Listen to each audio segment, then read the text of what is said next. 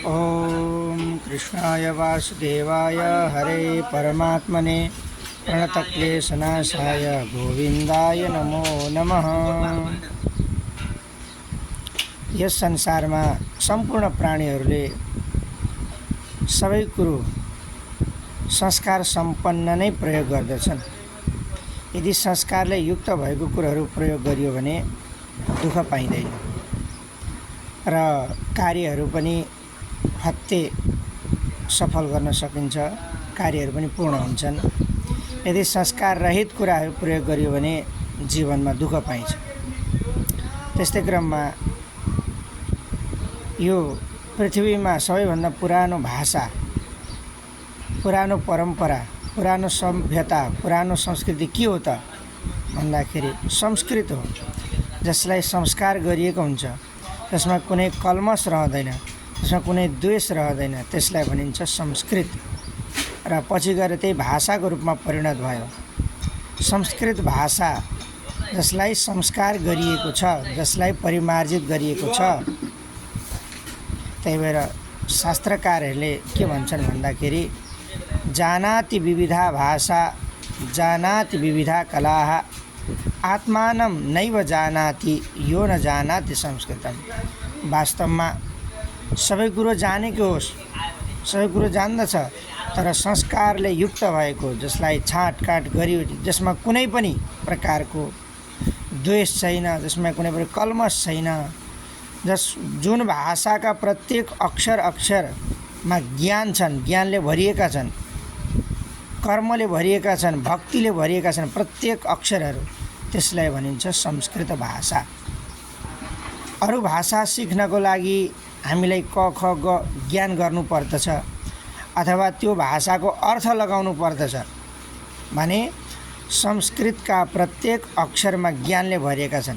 प्रत्येक अक्षर ज्ञानमय छन्, प्रत्येक अक्षर भक्तिमय छन् र प्रत्येक अक्षर कर्ममय छन्, जसले हामीलाई कर्तव्यको ज्ञान गराउँदछ अथवा कर्मको ज्ञान गराउँदछ, जसले हाम्रो भक्तिको ज्ञान गराउँदछ, हामीले गर्नुपर्ने ज्ञानको पनि बोध गराउँदछ, त्यसलाई भनिन्छ संस्कृत भाषा।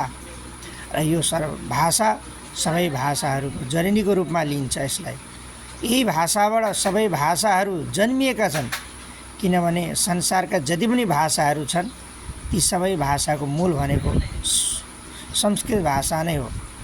ती सबै भाषाहरूमा संस्कृतका अक्षरहरू मिल्छन्, उनीहरूले भन्न खोजेका कुराहरू संस्कृतमा पाइन्छन्। तसर्थ संस्कृत भाषा नै विश्वको सबैभन्दा प्राचीनतम भाषा हो, जो भाषा चाहिँ संस्कार गरिएको छ, संस्कारले युक्त भएको छ, जसमा कुनै पनि व्यर्थ कुराहरू छैनन्। त्यही भएर हामीले संस्कृत भाषा बोल्नको लागि सदैव तत्पर रहनु पर्दछ।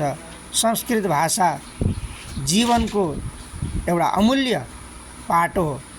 संस्कृत भाषालाई जसले अपनाउँदछ उसको जीवन सार्थक हुन्छ। त्यही भएर शास्त्रकारले भनेका हुन् जानाति विविधा भाषा जानाति विविधा कला। संसारमा अरू सबै कुरो भाषा जानोस्, सबै कलाहरू विभिन्न प्रकारको कला पनि जान्दछ, तर आत्मानं नैव जानाति, उसले भित्री आत्मालाई चिन्न सक्दैन, आफ्नो जीवनलाई चिन्न सक्दैन। जसले जीवनलाई चिनेन उसले केही पनि चिन्न सक्दैन, किनभने मान्छेको शरीर भनेको एउटा सर्वश्रेष्ठ शरीर हो, सर्वश्रेष्ठ योनि हो। अन्य प्राणीहरूले आफूलाई चिन्दैनन्। पशु पक्षी हात्ती घोडा आदि जीव जनावरले आफ्नो शरीरलाई चिन्दैन। उनीहरूले के चिन्दछन्? खाने र सुत्ने र आहार आदि विहार आदि गर्ने, बस। तर जसले संस्कृत जानेको छ उसले सारा कुरो जान्दछ, आफ्नो आत्मालाई पनि जान्दछ, आफ्नो जीवनलाई पनि जान्दछ, आफू लगायत सम्पूर्ण सकल प्राणीहरूलाई पनि उसले जान्दछ। त्यही भएर हामीले बोल्दाखेरि संस्कृत भाषा, संस्कारले युक्त भएको भाषालाई हामीले जान्नै पर्दछ। संस्कृतलाई जान्यो भने सारा कुरो जानिन्छ। संस्कृतसँग जोडिएका सम्पूर्ण भाषाहरूको पनि ज्ञान हुँदछ। त्यसै नेपाली भाषामा 98% शब्दहरू संस्कृतका छन्। हिन्दी भाषामा त्यति नै प्रतिशत, 98 भन्दा पनि धेरै। इङ्ग्लिसमा पनि लगभग 70% शब्दहरू संस्कृतका छन्। उर्दू भए, फारसी भए, इङ्ग्लिस भए, सबै यावत जति पनि भाषाहरू छन् यी सबैमा संस्कृतका शब्दहरू प्रयोग हुन्छन्। त्यही भएर हामीले आफूलाई जान्नु छ भने, आफ्नो जीवनलाई जान्नु छ भने, मानव शरीरलाई जान्नु छ भने, विश्वलाई जान्नु छ भने, धर्म संस्कार संस्कृतिलाई जान्नु छ भने संस्कृत भाषा जान्न अनिवार्य छ। त्यही भएर थोरै मात्रा भए पनि हामीले जीवनमा संस्कृत भाषा बोल्नलाई प्रयत्न गरौँ, यसलाई जान्नलाई चेष्टा गरौँ। त्यही भएर हाम्रा ऋषिमुनिहरूले जति पनि ग्रन्थहरू लेख्नु भएको छ सबै संस्कृतमा छन्। त्यही संस्कृतमा लेखिएका ग्रन्थहरूमा नै हाम्रा सम्पूर्ण धर्म संस्कार संस्कृति परम्परा कर्तव्यहरू लुकेका हुनाले संस्कृत भाषालाई हामीले जान्न अत्यावश्यक छ। त्यही भएर संस्कृत भाषा सिक्नलाई कुनै उमेर चाहिँदैन, कुनै समय चाहिँदैन। वृद्ध अवस्थामा पनि संस्कृत सिक्न सकिन्छ, युवा अवस्थामा पनि संस्कृत सिक्न सकिन्छ, बाल्य अवस्थामा पनि संस्कृत सिक्न सकिन्छ। त्यही भएर हामीले जीवनमा एकपटक कोसिस गरेर संस्कृत भाषालाई सिक्ने चेष्टा गरौँ। सबैलाई शुभकामना।